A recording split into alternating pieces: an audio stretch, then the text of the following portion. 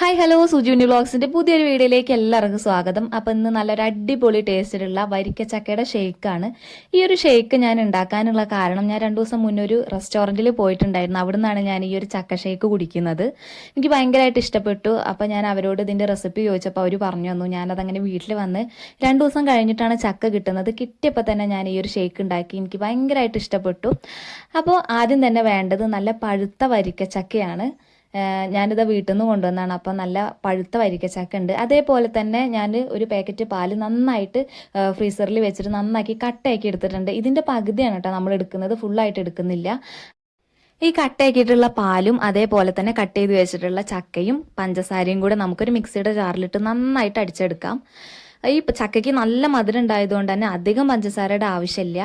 അപ്പോൾ ഇത് മൂന്നും കൂടെ നന്നായിട്ട് മിക്സിയുടെ ജാറിലിട്ട് നന്നായിട്ട് അടിച്ചെടുക്കാം. നല്ലൊരു അടിപൊളി ഷേക്കാണ്. പിന്നെ അതേപോലെ തന്നെ പാല് നന്നായിട്ട് കട്ടയാക്കി എടുക്കാനായിട്ട് ശ്രദ്ധിക്കണം. എന്നാൽ മാത്രമേ നമുക്കിതൊരു ഷേക്കായിട്ട് കിട്ടുള്ളൂ, അല്ലെങ്കിൽ ജ്യൂസായി പോവും.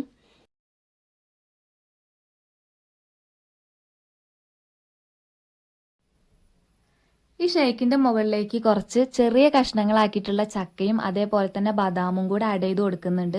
അപ്പോൾ ഈ ഒരു ഷേക്ക് കുടിക്കുമ്പോൾ നല്ലൊരു ടേസ്റ്റ് ആയിരിക്കും കേട്ടോ. നിങ്ങളുടെ കയ്യിൽ ബദാം ഉണ്ടെങ്കിൽ മാത്രം ചേർത്ത് കൊടുത്താൽ മതി, ഓപ്ഷണലാണ്. വല്ല കാഷ്യൂ നട്ട്സോ അതേപോലെ തന്നെ ടൂട്ടി ഫ്രൂട്ടിയോ അങ്ങനെ എന്തെങ്കിലും ആയാലും മതി. അപ്പോൾ ഈ ഒരു ഷേക്കിൻ്റെ വീഡിയോ എല്ലാവർക്കും ഇഷ്ടപ്പെട്ടു എന്ന് വിചാരിക്കുന്നു. ഇഷ്ടപ്പെട്ടാൽ ലൈക്ക് ചെയ്യണം, ഷെയർ ചെയ്യണം, കമൻറ്റ് ചെയ്യണം, സബ്സ്ക്രൈബ് ചെയ്യണം. അതേപോലെ തന്നെ എല്ലാവരുടെ വീട്ടിലും ചക്ക ഉള്ളൊരു സീസൺ ആയതുകൊണ്ട് തന്നെ എല്ലാവരും ട്രൈ ചെയ്ത് നോക്കിയിട്ട് ഫീഡ്ബാക്ക് അറിയിക്കണം. അപ്പോൾ അടുത്തൊരു വീഡിയോ ആയിട്ട് കാണുന്നവരേക്കും ബായ്.